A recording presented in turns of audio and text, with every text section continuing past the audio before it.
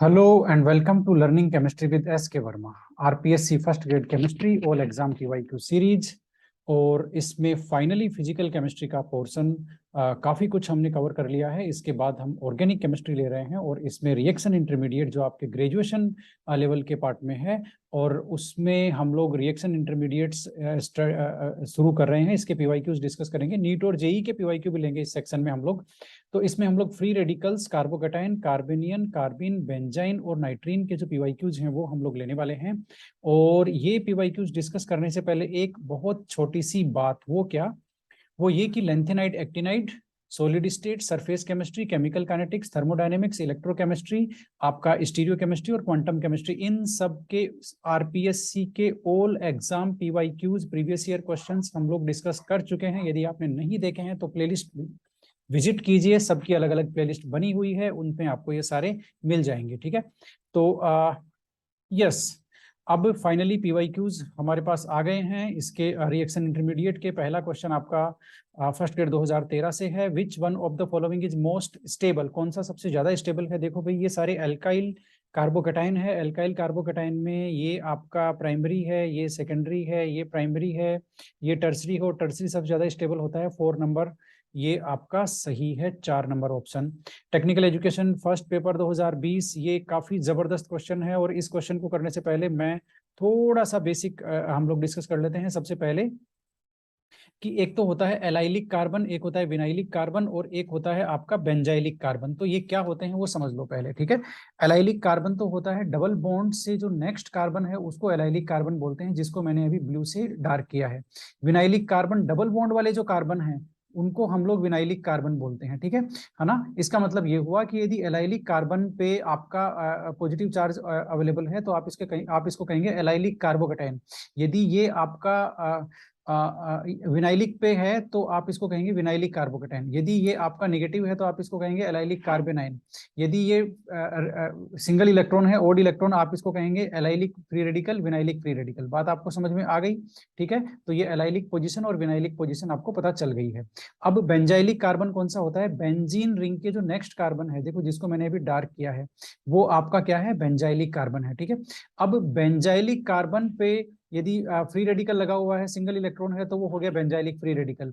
यदि negative charge है तो वो हो गया बेंजाइलिक कार्बेनाइन, और यदि वो पॉजिटिव चार्ज है तो हो गया बेंजाइलिक कार्बोकैटायन। अब एक इंपॉर्टेंट चीज, सबसे ज्यादा इंपॉर्टेंट चीज वो ये है कि आपका एलाइलिक जो होता है, चाहे कार्बोकैटायन हो, कार्बेनाइन हो, चाहे फ्री रेडिकल हो, चाहे आपका बेंजाइलिक कुछ भी हो, ठीक है, इनमें रेजोनेंस होता है। ये रेजोनेंस स्टेबिलाईज्ड होते हैं। इनकी स्टेबिलिटी हमेशा, सुन लो, इनकी स्टेबिलिटी हमेशा आपके जो एल्काइल कार्बोकैटायन या फ्री रेडिकल्स जो होते हैं, ठीक है, कौन से? प्राइमरी, सेकेंडरी, टर्सरी एल्काइल वाले जिनमें CH3 होता है, उनसे ज्यादा होती है इनकी स्टेबिलिटी। सुन लो, चाहे ये फ्री रेडिकल हो, चाहे कार्बोकैटायन हो, कुछ भी हो, ठीक है, रेजोनेंस की वजह से इनकी स्टेबिलिटी ज्यादा होती है। किनकी? एलाइलिक की और बेंजाइलिक की। किन से? आपके जो प्राइमरी, सेकेंडरी, टर्सरी एल्किल जो होते हैं ना, है ना, फ्री रेडिकल या कार्बोकैटायन, ठीक है, उनसे।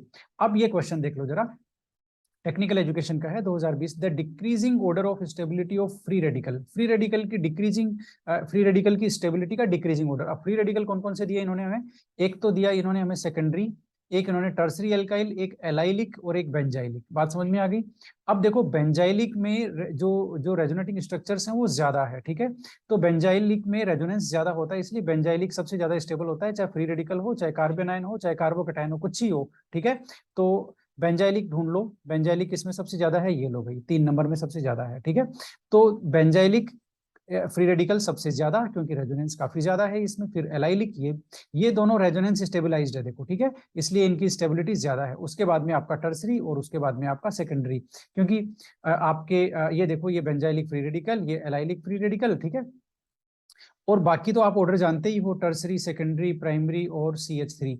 ये CH3 फ्री रेडिकल, ये तो जानते ही हो आप, तो टर्सरी हो जाएगा और सेकेंडरी हो जाएगा। बहुत ही जबरदस्त क्वेश्चन था ये। क्वेश्चन रिपीट हो सकता है, काफी अच्छा क्वेश्चन मैं इसको मानता हूँ, ठीक है। अगला चलते हैं। आप असिस्टेंट प्रोफेसर 2016 से ये आया हुआ है। Most stable carbon ion among the following. अरे भाई, कार्बन आयन दिया है इन्होंने, यस। तो मोस्ट स्टेबल कौन सा है? मोस्ट स्टेबल, देखो, मोस्ट स्टेबल कार्बन आयन आपका ये है। क्यों ज्यादा, सबसे ज्यादा स्टेबल है? इसके पीछे एक कॉन्सेप्ट है, क्या है? देखो, चाहे कार्बेनाइन हो, चाहे कार्बोकेटाइन हो, सुन लो, चाहे ये हो चाहे ये हो, जिसमें देखो स्टेबिलिटी कब आती है, जब चार्ज का डिस्पर्जल हो जाता है। एक वर्ड है डिस्पर्जल, डिस्पर्जल का मतलब है फैल जाना, ठीक है। तो जब चार्ज जितना ज्यादा फैल जाएगा स्टेबिलिटी उतनी ज्यादा आएगी, ठीक है। तो अब आपको ये देखना है कि नेगेटिव चार्ज जो इस कार्बन पे है उसको वो सबसे ज्यादा कहाँ फैल रहा है, तो वो सबसे ज्यादा वहां फैल रहा है जहां Br है, यानी कि चार्ज का जो डिस्पर्जल जब होता है, चार्ज फैलता है तो स्टेबिलिटी आती है, और जब चार्ज इंटेंसिफाई होता है यानी कि एक एटम पे चार्ज बढ़ता है, ठीक है, तो रिएक्टिविटी बढ़ती है। बात समझ में आई, चार्ज बढ़ता है तो रिएक्टिविटी बढ़ती है, और चार्ज का डिस्पर्जल होता है तो स्टेबिलिटी बढ़ती है ना, ठीक है।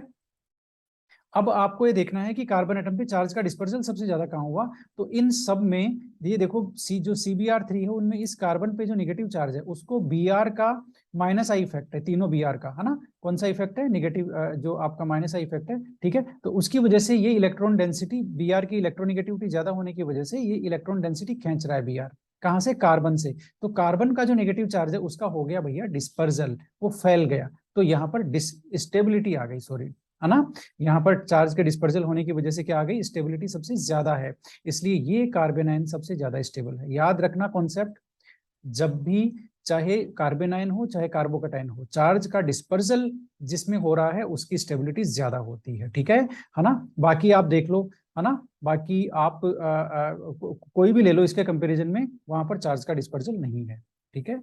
आप समझ गए होंगे डिस्पर्जल यानी फैलना। ये क्वेश्चन देखो 2 बार आ गया, बड़ा ही इंटेलिजेंट क्वेश्चन है। याद आपको वही रखना है जो मैंने अभी बताया है, जब चार्ज का डिस्पर्जल हो रहा हो तो स्टेबिलिटी बढ़ती है, चाहे वो कार्बोकेटाइन हो चाहे कार्बन आयन हो। अब यहाँ इन्होंने एग्जांपल दिया कार्बन आयन का, पूछा है मोस्ट स्टेबल, 2 बार आ गया सेम क्वेश्चन, ठीक है। अब मोस्ट स्टेबल, अब आप देख लो जरा कि चार्ज का डिस्पर्जल कब होगा। देखो नेगेटिव चार्ज जब होता है तो उसको चाहिए इलेक्ट्रॉन खींचने वाले ग्रुप, यानी कि इलेक्ट्रॉन विड्रॉइंग ग्रुप्स होने चाहिए। इलेक्ट्रॉन विड्रॉइंग ग्रुप कौन से होते हैं, या तो जिनका माइनस आई इफेक्ट होता है या जिनका माइनस एम इफेक्ट होता है, निगेटिव मेसोमेरिक इफेक्ट और माइनस आई इफेक्ट, वो इलेक्ट्रॉन डेंसिटी को खींचते हैं, ठीक है। उनको बोलते हैं इलेक्ट्रॉन विड्रॉइंग ग्रुप, ठीक है। इलेक्ट्रॉन खींचने वाले, या क्या बोलते हैं उसको, हिंदी में भूल रहा हूं मैं, ठीक है। तो वो ग्रुप क्या होते हैं, निगेटिव चार्ज को खींच लेते हैं, उसका डिस्पर्जल करते हैं, ठीक है। डिस्पर्जल कर देते हैं तो स्टेबिलिटी बढ़ा देते हैं। अब हमें यहाँ ये देखना है कि इतना इतना पार्ट तो देखो सब में सेम है, ठीक है। अब हमें ये जो ग्रुप अटैच है उस पर फोकस करना है। ये ग्रुप यहाँ ये अटैच है, यहाँ ये ग्रुप अटैच है, ठीक है। तो ये ग्रुप जो है आपका OCH3, ये तो इलेक्ट्रॉन डोनेटिंग ग्रुप है ना। ऑक्सीजन पे लोन पेयर है, वो बेंजीन रिंग में रेजोनेंस में आ जाते हैं, तो ये इलेक्ट्रॉन डोनेटिंग ग्रुप है। CH3 इसका प्लस आई इफेक्ट है, ये भी इलेक्ट्रॉन डोनेटिंग ग्रुप है, ठीक है। आपका जो NO2 है वो स्ट्रॉन्ग इलेक्ट्रॉन विड्रॉइंग ग्रुप है, NO2 माइनस आई और strong minus M mesomeric effect, ठीक है, NO2 का, इसलिए ये स्ट्रॉन्ग इलेक्ट्रॉन विड्रॉइंग ग्रुप है। स्ट्रॉन्ग इलेक्ट्रॉन विड्रॉइंग ग्रुप है तो ये इलेक्ट्रॉन डेंसिटी को खींच लेगा, तो इस चार्ज का क्या हो जाएगा, डिस्पर्जल हो जाएगा। जब इस चार्ज का डिस्पर्जल हो जाएगा तो इसका मतलब ये 3 नंबर सबसे ज्यादा स्टेबल है। याद रखना, चार्ज का डिस्पर्जल, है ना, होता है तो स्टेबिलिटी बढ़ती है। यस, वापस उसी एग्जाम में सेम टाइप का क्वेश्चन है, लेकिन इस बार इन्होंने लिया है कार्बोकेटाइन। हमें हमें देखना है मोस्ट स्टेबल कौन सा है, ठीक है। तो अब इनमें से मोस्ट स्टेबल कौन सा, अब आपको पॉजिटिव चार्ज का डिस्पर्जल, देखो पॉजिटिव चार्ज का डिस्पर्जल कौन करते हैं, इलेक्ट्रॉन देने वाले ग्रुप करते हैं, क्योंकि पॉजिटिव चार्ज का मतलब क्या है, इलेक्ट्रॉन की कमी, इलेक्ट्रॉन की डेफिशिएंसी, ठीक है, तभी तो आता है पॉजिटिव चार्ज।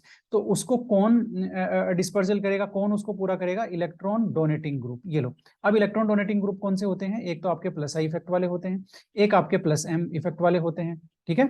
तो ये इलेक्ट्रॉन डोनेटिंग ग्रुप होते हैं, ये क्या करते हैं, पॉजिटिव चार्ज का डिस्पर्जल करते हैं और स्टेबिलिटी को इंक्रीज करते हैं। बात आपको समझ में आ गई, है ना। स्टेबिलिटी को इंक्रीज करते हैं, पॉजिटिव चार्ज का डिस्पर्जल करते हैं। अब आपको यहाँ देखना है कि प्लस एम और प्लस आई वाले कौन से हैं। NO2 अभी हमने देखा ना, स्ट्रॉन्ग इलेक्ट्रॉन विड्रॉइंग, ये तो नहीं भाई, ये तो डिस्टेबिलाइज कर रहा है। Cl- का भी माइनस आई इफेक्ट होता है, ये भी उसको डिस्पर्जल कर रहा है। यहाँ पर कुछ नहीं है, और यहाँ पर ये देखो OCH3 में आपका जो ये ऑक्सीजन पे जो लोन पेयर है वो यहाँ पर बेंजीन रिंग में रेजोनेंस में कंजुगेशन में आ जाता है, इसका प्लस एम इफेक्ट होता है ना। तो इसका मतलब ये इलेक्ट्रॉन दे रहा है किसकी तरफ, पॉजिटिव चार्ज की तरफ, और उसका डिस्पर्जल कर रहा है, इसका मतलब ये सबसे ज्यादा स्टेबल आपका कार्बोकेटाइन है। सुन लो, तो कार्बोकेटाइन और कार्बन आयन की जो स्टेबिलिटी कैसे जज करते हैं वो मैंने आपको बता दी है, आप समझ सकते हैं। केमिस्ट 2014 में hybridisation state of carbon in carbocation, अरे भैया भी कोई पूछने की बात है, कार्बोकेटाइन में sp2 होता है,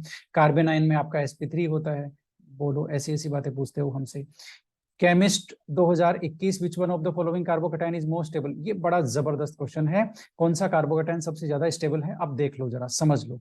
आपको मैंने अभी भी बताया था कि एलाइलिक चाहे फ्री रेडिकल हो, चाहे कार्बोकेटाइन हो, चाहे कार्बन आयन कुछ भी हो, है ना, वो ज्यादा स्टेबल होगा। लेकिन ये कंफ्यूज मत होना, ये एलाइलिक नहीं है, ये विनाइलिक कार्बोकेटाइन है। देख लो जरा, पॉजिटिव चार्ज किस पे है, डबल बॉन्ड वाले कार्बन पे पॉजिटिव चार्ज, इसका मतलब ये विनाइलिक है, ये स्टेबल नहीं है। ठीक है, ये और ये भी विनाइलिक है, जरा देख लो, ये भी विनाइलिक है, ये भी स्टेबल नहीं है। ठीक है, ये यहाँ पे 4 नंबर, ये बहुत ही खास है। देख लो ये क्या है, मैं आपको यहाँ क्लियर से ड्रॉ कर देता हूँ, ये इस तरह से है। ठीक है, अब ये जो है आप जरा चेक करना, ये एरोमेटिक है कि नहीं है। ये आपका एरोमेटिक है, तो जो एरोमेटिसिटी इसमें है ना, क्योंकि ये हकल्स रूल को फॉलो कर रहा है, ये एरोमेटिक कार्बोकेटाइन है और एरोमेटिक कार्बोकेटाइन है, इसलिए ये स्टेबिलाइज्ड कार्बोकेटाइन है। बात को समझो, इसलिए ये सबसे ज्यादा स्टेबल कार्बोकेटाइन है इन चारों में से, क्योंकि इसमें एरोमेटिसिटी आ गई, तो यहाँ पर एरोमेटिसिटी की वजह से ये स्टेबिलाइज्ड है। बात समझ में आई आपको? ओके, है ना। अच्छा, आप कहोगे सर एरोमेटिसिटी की वजह से ऐसा क्या हुआ, तो वापस वही हुआ, सुन लो क्या हुआ। एरोमेटिसिटी की वजह से ये जो पॉजिटिव चार्ज है ये पूरी रिंग में सर्कुलेट होता है, यानी कि ये इस मॉलिक्यूल में रेजोनेंस है। ठीक है, अब रेजोनेंस है तो ये जो पॉजिटिव चार्ज है पूरी रिंग में सर्कुलेट होगा, तो क्या होगा, चार्ज का डिस्पर्जल हो गया ना। तो चार्ज का डिस्पर्जल जहां हुआ, यानी कि चार्ज जहां फैल गया, वहां पर स्टेबिलिटी आ जाती है। तो एरोमेटिसिटी की वजह से स्टेबिलिटी है, तो ये भी जरा बच के रहना, अच्छा पॉइंट था वो एरोमेटिक कार्बोकेटाइन वाला। Chemist 2021, carbocation is a reaction intermediate in which one of the following reaction. इन्होंने कहा है कि कौन सी रिएक्शन में कार्बोकेटाइन इंटरमीडिएट का काम करता है, तो भाई SN1 में तो करता ही है, कोई दिक्कत नहीं है। SN1 में करता है तो E1 में भी करता है, कोई प्रॉब्लम नहीं है। इलेक्ट्रोफिलिक एडिशन रिएक्शन में भी कार्बोकेटाइन करता है, जो मार्कोनिकोव वाली मैकेनिज्म याद है ना, कार्बोकेटाइन बनता है इलेक्ट्रोफिलिक एडिशन ऑफ एल्कीन में। ठीक है, यानी कि इन तीनों में कार्बोकेटाइन बनता है, इसका मतलब ऑल ऑफ द अबव इसमें सही होगा, कोई गलत नहीं है। 56 नंबर का क्वेश्चन है केमिस्ट 2011 से, the number of unshared electron on the carbene. देखो कार्बिन पे, कार्बिन का स्ट्रक्चर मैं आपको बता देता हूँ। कार्बिन कैसा होता है, सी, यहाँ ड्रॉ करता हूँ, और सी पे ये देखो CCl2 डाइक्लोरोकार्बिन मैंने ड्रॉ किया, ये यहाँ पर 2 इलेक्ट्रॉन, यानी कि अनशेयर्ड पूछा है। अनशेयर्ड कितने इलेक्ट्रॉन होते हैं, ये देखो ये रहे 2 इलेक्ट्रॉन जहां मैं गोला कर रहा हूँ। ठीक है, जो इसमें कहाँ रहे, ये रहे, जो यहाँ कहाँ रहे, ये रहे। अब देखो जो कार्बिन होती है वो 2 टाइप की होती है, एक सिंगलेट एक ट्रिपलेट। बेसिकली ये सिग्नल्स आते हैं, ESR स्पेक्ट्रा में 3 पीक आती है तो वो ट्रिपलेट है आपका, और 1 पीक आती है तो वो सिंगलेट है। तो ये जो पेयर्ड इलेक्ट्रॉन है उसकी 1 पीक आती है, सिंगलेट है। ठीक है, और ये जो अनपेयर्ड है, दोनों के दोनों कौन, आपके 2 इलेक्ट्रॉन है, वो दोनों के दोनों यदि अनपेयर्ड है तो वो आपका ट्रिपलेट कार्बिन है। बात समझ में आ गई, पेयर्ड वाला सिंगलेट और वो अनपेयर्ड वाला ट्रिपलेट, क्योंकि पीक का चक्कर है। ठीक है, अब ये तो एक बात हुई, सिंगलेट को हम इस तरह से भी दिखाते हैं, दोनों इलेक्ट्रॉन पेयर्ड, और ट्रिपलेट को इस तरह से भी दिखाते हैं, दोनों इलेक्ट्रॉन अनपेयर्ड। ठीक है, इतनी बात भी क्लियर हुई। अब आपका जो सिंगलेट है उसमें वो कार्बोकेटाइन की जैसा ही होता है। सिंगलेट जो होता है वो 100% कार्बोकेटाइन की जैसे होता है, उसमें वही कार्बन क्या बोलते हैं, sp2 हाइब्रिडाइजेशन होता है कार्बोकेटाइन की जैसे ही। और जो आपका ट्रिपलेट होता है, ट्रिपलेट में आपके sp हाइब्रिडाइजेशन होता है कार्बन का, ये जरा याद रखना, इंपॉर्टेंट है। सिंगलेट वाला लेस स्टेबल होता है और ट्रिपलेट वाला ज्यादा स्टेबल होता है, मोर स्टेबल होता है। ये 3 पॉइंट आपको याद रखने हैं, किसमें अनपेयर्ड होते हैं, किसमें पेयर्ड होते हैं, हाइब्रिडाइजेशन। सिंगलेट का याद रख लो, कार्बोकेटाइन की जैसे sp2 होता है। ठीक है, और ये लेस स्टेबल होता है क्योंकि इसमें दोनों इलेक्ट्रॉन एक ही ऑर्बिटल में होते हैं, इसलिए उनके बीच में इंटर इलेक्ट्रॉनिक रिपल्शन को कंसीडर किया गया है यहाँ पर। ठीक है, इसलिए ये लेस स्टेबल है। ये ट्रिपलेट वाले दोनों इलेक्ट्रॉन अलग अलग होते हैं, कोई रिपल्शन नहीं होता, मोर स्टेबल है। इंपॉर्टेंट पॉइंट मैंने आपको कार्बिन के बता दिए हैं, याद रखना। Following statement is not true about carbene. फिर वापस कार्बिन का क्वेश्चन 2011 में जूनियर केमिस्ट में आया हुआ है। Carbene is not true, not true. देखो भाई, कार्बिन में sp2 हाइब्रिडाइजेशन होता है, अभी हमने देखा है, सिंगलेट में होता है, कोई दिक्कत नहीं है। कार्बिन हाईली रिएक्टिव है भाई, सारे ये जो रिएक्टिव इंटरमीडिएट है सारे के सारे हाईली रिएक्टिव है। कार्बिन इलेक्ट्रोफाइल है कि न्यूक्लियोफाइल है, यहाँ आपको फंडामेंटल कॉन्सेप्ट यूज लेना है, क्या, कि कार्बिन और कार्बोकेटाइन जो होते हैं, कार्बिन और कार्बोकेटाइन, ठीक है, इन दोनों में कार्बन के वैलेंस शेल में 6 इलेक्ट्रॉन होते हैं, सुन लो, यानी कि ऑक्टेट कंप्लीट नहीं होता। इसका मतलब ये दोनों ही इलेक्ट्रोफाइल है। बात आपको समझ में आई, दोनों में ही कार्बन के पास इलेक्ट्रॉन की कमी है, इसका मतलब ये दोनों ही इलेक्ट्रोफाइल है। ठीक है, अब बात समझ में आई, इसका मतलब ये भी सही है। तो इन्होंने पूछा है नॉट ट्रू, तो भाई कार्बिन आपके न्यूक्लियोफाइल नहीं होते, ये इलेक्ट्रॉन दे नहीं सकते, है ना, क्योंकि इलेक्ट्रॉन की पहले से कमी है, विचारों में 6 इलेक्ट्रॉन होते हैं, इसलिए इसका आंसर आप समझ गए ना, 1, 2 और 4 सही है, 3 आपका गलत है, यही नॉट ट्रू है, यही हमारा आंसर है। कार्बन इलेक्ट्रोफिलिक होते हैं, न्यूक्लियोफिलिक नहीं होते। Technical education first paper 2020। Hybridisation state of carbon in singlet carbon, अभी तो बताया था भाई sp2 होता है सिंगलेट में और आपके कार्बोकेटाइन में, है ना। ये बेचारा ट्रिपलेट में होता है, कौन? आपका sp। ठीक है, याद रखना, भूल मत जाना। Technical assistant chemistry GWD 2022, correct decreasing order of, अच्छा decreasing order of free radical, तो डिक्रीजिंग, देखो कार्बोकेटाइन और फ्री रेडिकल का स्टेबिलिटी ऑर्डर एक ही होता है, क्या होता है? टर्सरी सबसे ज्यादा, फिर सेकेंडरी, फिर प्राइमरी, और फिर आपका CH3। ये कार्बोकेटाइन और आपका जो फ्री रेडिकल है इन दोनों के लिए एक ही होता है, इसका उल्टा होता है कार्बोनाइन के लिए। इतनी बात क्लियर? ओके।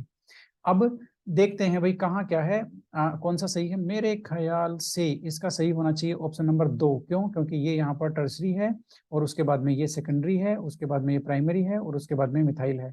ओके, आपको कुछ और लगे तो मुझे जरूर कमेंट करना। वैसे इसमें 2 सही है क्योंकि डिक्रीजिंग पूछा है। यस। मुक्त मूलकों का स्थायित्व अभी तो बताया था भाई, अभी बताया था।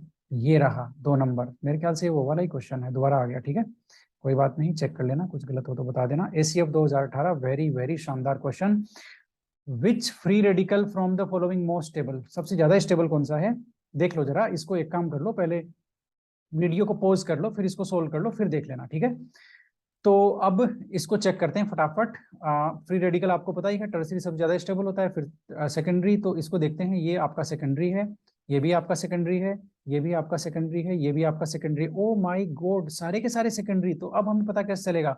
यस, अब हमें पता चलेगा हाइपर कॉन्जुगेशन से। हाइपर कॉन्जुगेशन से कार्बोकेटाइन और फ्री रेडिकल्स की स्टेबिलिटी एक्सप्लेन की जाती है, सुन लो। और फ्री रेडिकल की स्टेबिलिटी एक्सक्लूसिवली हाइपर कॉन्जुगेशन के बेसिस पे एक्सप्लेन की जाती है। हाइपर कॉन्जुगेशन में क्या होता है? जो जिस कार्बन पर आपका जो ओड इलेक्ट्रॉन होता है, उसके अल्फा कार्बन पर कितने CH बॉन्ड होते हैं, कितने CH बॉन्ड होते हैं, उतनी हाइपर कॉन्जुगेशन स्ट्रक्चर बनती है। ये कौन सा कार्बन है जिसको मैं डार्क कर रहा हूं? Alpha carbon. यानी कि सुन लो वापस बात को, चाहे ये फ्री रेडिकल हो, चाहे ये आपका कार्बोकेटाइन हो, कुछ भी हो, ये जिस कार्बन पर है ना, उसका नेक्स्ट कार्बन क्या हुआ? Alpha carbon. ओके, उस पर जितने CH बॉन्ड हैं, जितने हाइड्रोजन जुड़े हुए हैं, ठीक है, उतनी हाइपर कंजुगेशन स्ट्रक्चर संभव होती है। और जितनी हाइपर कंजुगेशन स्ट्रक्चर संभव होती है मॉलिक्यूल में, उतनी ही ज्यादा स्टेबिलिटी आती है, क्योंकि उसमें हाइपर कंजुगेशन उतना ही ज्यादा आ गया। तो अब आपको काउंट करना है सिर्फ अल्फा CH के bond, alpha CH bond count करने हैं, वो सबसे ज्यादा किस में है? ठीक है ना। तो सबसे पहले यहाँ देख लो नंबर 1 में, इस नंबर 1 में सेकेंडरी वाला तो ये मिटा देता हूं मैं। अब मैं लिखूंगा यहाँ पर अल्फा CH बॉन्ड का नंबर। ठीक है, ये मैंने लिखा अल्फा CH बॉन्ड। अब मैं लिखने वाला हूं, सबसे पहले नंबर 1 में देख लो जरा। नंबर 1 में इससे ये एक अल्फा कार्बन, ये एक अल्फा कार्बन, 2 अल्फा कार्बन। यहाँ CH बॉन्ड कितना है? 1, और यहाँ कितना है? 3, तो टोटल हो गया 4। अब इसमें देखते हैं, एक तरफ 2 है और एक तरफ 3, यानी कि 5। अब इसमें देखते हैं, इस तरफ एक ही अल्फा CH है, यहाँ पर एक ही अल्फा CH है, यानी कि 2। इधर देखते हैं 2 अल्फा CH यहाँ पर है, 1 अल्फा CH, यानी कि 1 अल्फा CH यहाँ पर है ना। तो ये हो गए 3। इसका मतलब सबसे ज्यादा अल्फा CH किसमें है? सेकंड ऑप्शन में। इसका मतलब सबसे ज्यादा हाइपर कंजुगेटिव स्ट्रक्चर इसी की बनेगी, इसी में सबसे ज्यादा स्टेबिलिटी आएगी। सुन लो वापस, जब number of alpha CH bond, अच्छा अल्फा का ध्यान रखना, अल्फा ही देखना है ना, यानी कि जिस बॉन्ड पे पॉजिटिव चार्ज है या फ्री रेडिकल है, उसका जस्ट नेक्स्ट कार्बन वो अल्फा है। ठीक है, तो जितने ज्यादा अल्फा CH बॉन्ड, उतनी ज्यादा हाइपर कंजुगेटिव स्ट्रक्चर, उतनी ज्यादा स्टेबिलिटी। हमने देख लिया, जिसमें सबसे ज्यादा अल्फा CH थे वो सबसे ज्यादा स्टेबल था, ACF 2011। Reason for relative stability of following sequence of alkyl, ये देख लो भाई, इन्होंने कहा है कि जो फ्री रेडिकल होते हैं उनका ये स्टेबिलिटी ऑर्डर है, टर्सरी, सेकेंडरी, प्राइमरी और मिथाइल। इन्होंने कहा है इसका रीजन क्या है, कैसे एक्सप्लेन करोगे? तो अभी तो मैंने बताया, फ्री रेडिकल की स्टेबिलिटी हाइपर कंजुगेशन के बेसिस पे एक्सप्लेन करते हैं। सुन लो अच्छी तरह से, ये मेन है यहाँ पर हाइपर कंजुगेशन में, ओ सॉरी फ्री रेडिकल में, है ना। कार्बोकेटाइन में देखो, आप कार्बोकेटाइन में लोगे ना तो रेजोनेंस भी लगता है, आपका मेसोमेरिक भी लगता है, इंडक्टिव भी लगता है, सब लगता है कार्बोकेटाइन में। लेकिन फ्री रेडिकल में हाइपर कंजुगेशन है, वो मोस्ट फैक्टर है जो सबसे ज्यादा यहाँ पर यूज होता है आपके प्राइमरी, सेकेंडरी, टर्सरी को एक्सप्लेन करने में। Yes. Technical assistant chemistry GWD 2022 में ये पूछा है अभी अभी, अच्छा क्वेश्चन है। उन्होंने बोला है बहुत सारी स्ट्रक्चर हमने आपको दे दी है, कितनी दी है भाई? 2 ही दी है, एक तो ये और एक ये। इन्होंने कहा है मोर स्टेबल कौन सी है और क्यों है। तो भाई मोर स्टेबल, तो इसमें आपको पता है ना निगेटिव चार्ज का डिस्पर्जल करने के लिए क्या चाहिए भाई, क्या जुड़ा होना चाहिए, इलेक्ट्रॉन विड्रॉइंग ग्रुप, है ना, यानी कि -I वाला और -M या -R वाला, ठीक है। इलेक्ट्रॉन विड्रॉइंग ग्रुप उस निगेटिव चार्ज को डिस्पर्जल कर देगा और स्टेबिलिटी बना देगा। अब यहाँ पर देखो, यहाँ पर इस ऑक्सीजन के चार्ज को डिस्पर्जल करने के लिए ये CH3 है। अब CH3 का तो प्लस I इफेक्ट है, यानी कि इलेक्ट्रॉन देगा, यानी कि ये चार्ज को इंटेंसिफाई कर रहा है, चार्ज को बढ़ा रहा है। इधर यहाँ पर ये NO2 देख लो जरा, ये माइनस स्ट्रॉन्ग इलेक्ट्रॉन विड्रॉइंग है, अभी तो हम बात कर चुके हैं -I और -M वाला, ठीक है। NO2 strong electron withdrawing group है NO2, तो NO2 यहाँ पर इलेक्ट्रॉन खींच रहा है, इसका मतलब इस निगेटिव चार्ज का डिस्पर्जल कर रहा है NO2, इसका मतलब यही सबसे ज्यादा स्टेबिलिटी है। ऑप्शन नंबर 1 सही है कि स्टेबल ये है due to -I effect of NO2 group. Yes, ये एकदम बात सही है, ठीक है ना। -I की वजह से उसने चार्ज को डिस्पर्जल कर दिया, चार्ज को खींच लिया, चार्ज का डिस्पर्जल हो गया, स्टेबिलिटी हो गई। नीट का क्वेश्चन है most stable carbocation. Most stable carbocation, अभी तो हमने किया था ऐसा क्वेश्चन, आपको समझ में आ गया ना। ये तो प्राइमरी है, ये आपका सेकेंडरी है, ये भी आपका सेकेंडरी है और ये भी आपका सेकेंडरी है। अब लड़ाई आपको पता है सेकेंडरी तीनों में है। सेकेंडरी तीनों में आप अल्फा CH बॉन्ड के बेसिस पे करेंगे। अल्फा CH बॉन्ड जिसमें जितने ज्यादा हैं उसमें हाइपर कंजुगेटिव स्ट्रक्चर उतनी ही ज्यादा है, वो उतना ही ज्यादा स्टेबल है।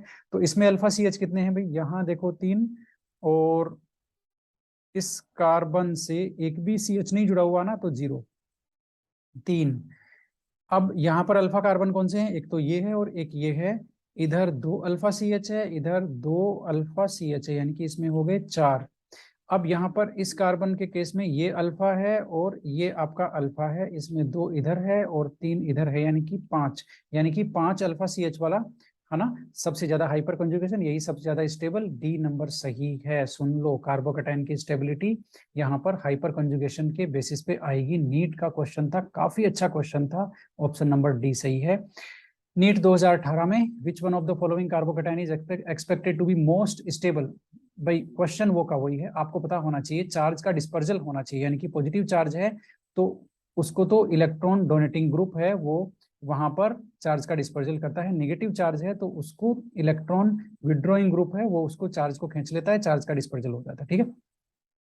अब आपको इनमें से बताना है मोस्ट स्टेबल कार्बोकेटाइन। तो भाई मोस्ट स्टेबल, आप NO2 की नेचर तो जानते हो ना। NO2 की नेचर क्या है, -I और -M, यानी कि स्ट्रॉन्ग इलेक्ट्रॉन विड्रॉइंग ग्रुप है कौन, आपका NO2। अब इलेक्ट्रॉन विड्रॉइंग ग्रुप है तो इलेक्ट्रॉन विड्रॉइंग ग्रुप आपका माइनस को तो स्टेबिलाईज करता है, प्लस को डिस्टेबिलाईज करता है, ठीक है ना। लेकिन यहाँ पर ये कार्बोकेटाइन है, इसका मतलब कार्बोकेटाइन आपके NO2 से दूर होना चाहिए। बात को समझ लो भाई, है ना। ये देखो, इसी कार्बन पे पॉजिटिव चार्ज है और इसी पे NO2 जुड़ा हुआ है, ये बात तो सही नहीं है ना, क्योंकि इस कार्बन पे पहले से ही पॉजिटिव चार्ज है, इस पे इलेक्ट्रॉन की कमी है, NO2 इससे और खींचेगा तो ये तो डिस्टेबलाइज ही होगा ना, है ना। तो इसका मतलब ये जो पॉजिटिव चार्ज है ये NO2 से मैक्सिमम डिस्टेंस पे होना चाहिए, ठीक है। तो NO2 से मैक्सिमम डिस्टेंस पे किस पे है, डी में है ना। तो इसीलिए डी वाला जो है वो उसकी स्टेबिलिटी सबसे ज्यादा है, ठीक है। इन 4 में बात समझ में आ गई, क्योंकि +4 NO2 से दूर है। Okay, yes. और NO2 जो है स्ट्रॉन्ग इलेक्ट्रॉन विड्रॉइंग ग्रुप है। Okay, arrange the following in increasing order of stability. Increasing order of stability अभी अरेंज कर देते हैं, हमारा क्या जाता है, ठीक है।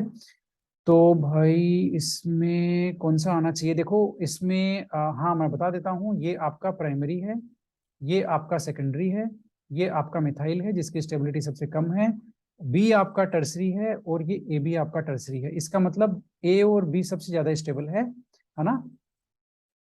आपका ए और बी, ए के बाद में बी, या तो बी आएगा या बी के बाद में ए आएगा, कुछ भी आएगा। तो सबसे पहले ए और बी में ज्यादा स्टेबल कौन सा होगा, दोनों टर्सरी है, इनका फैसला कर लेते हैं। इनका फैसला हाइपर कंजुगेशन के बेसिस पे आएगा।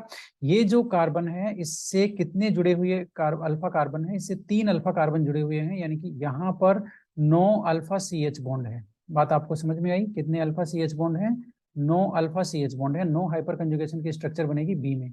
अब ए में देख लेते हैं, ए की जो स्ट्रक्चर है वो कैसी है मैं आपको बता देता हूँ। कार्बोकेटाइन यहाँ पर CH2 CH3 और इससे 2 जुड़े हुए हैं CH3, यही है ना, ठीक है।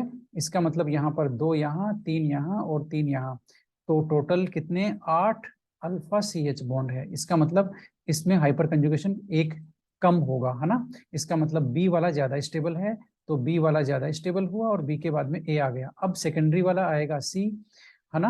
अब सेकेंडरी के बाद में प्राइमरी आएगा डी और लास्ट में आएगा ई। तो भाई बी सबसे ज्यादा स्टेबल, फिर ए और C D E. B option सही है, ये देखो ये रहा बी, फिर ए, फिर सी डी ई। ओके, उम्मीद करता हूं आपको समझ में आ गया होगा। अच्छा क्वेश्चन था, कोई दिक्कत नहीं है।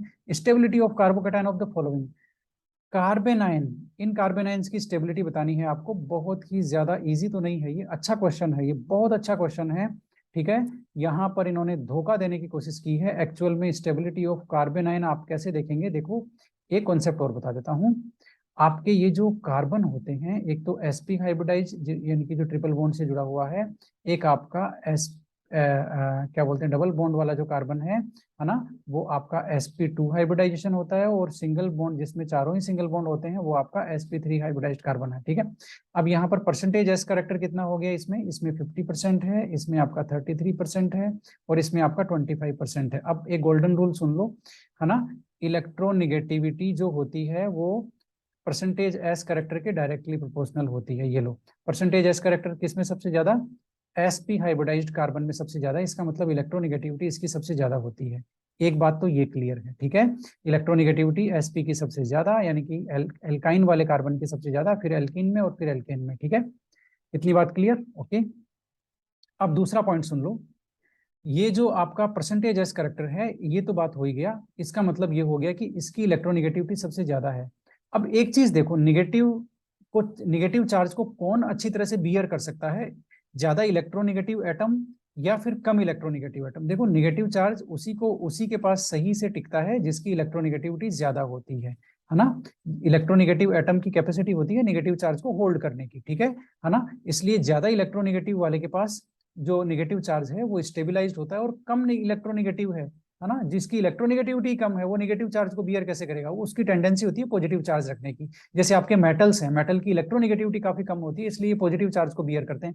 आपके हेलोजन है, हेलोजन की इलेक्ट्रोनिगेटिविटी काफी ज्यादा होती है, इसलिए वो निगेटिव चार्ज को रखना पसंद करते हैं, ठीक है।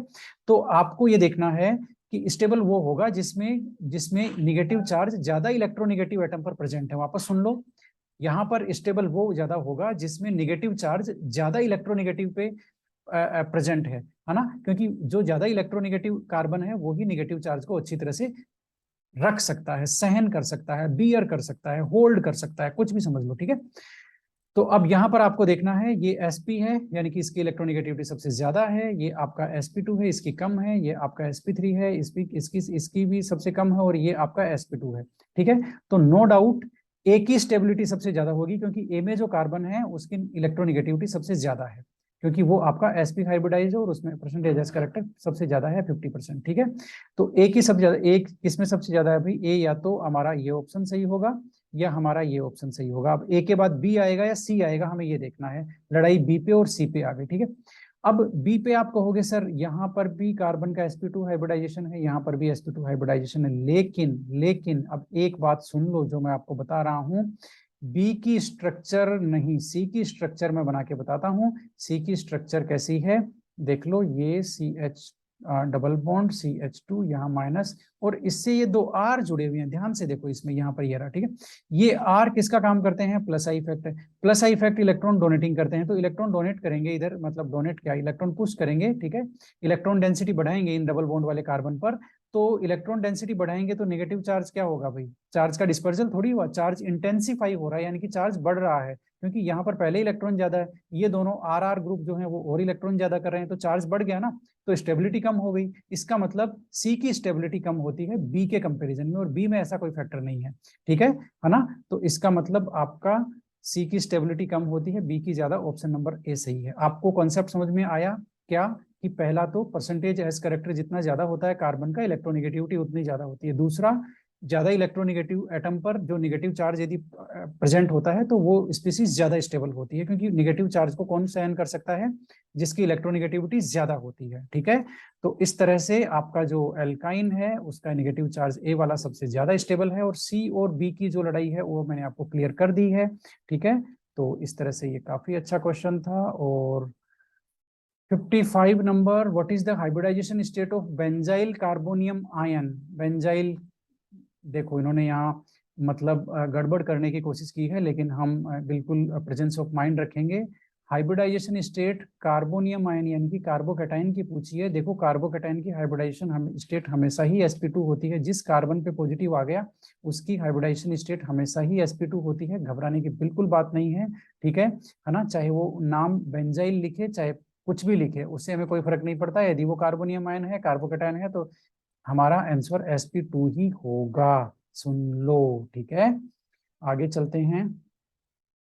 ये काफी अच्छा क्वेश्चन है, ये जेई 2021 से लिया हुआ है, 66 नंबर का क्वेश्चन है। इसमें देखो इनका स्टेबिलिटी ऑर्डर बताना है।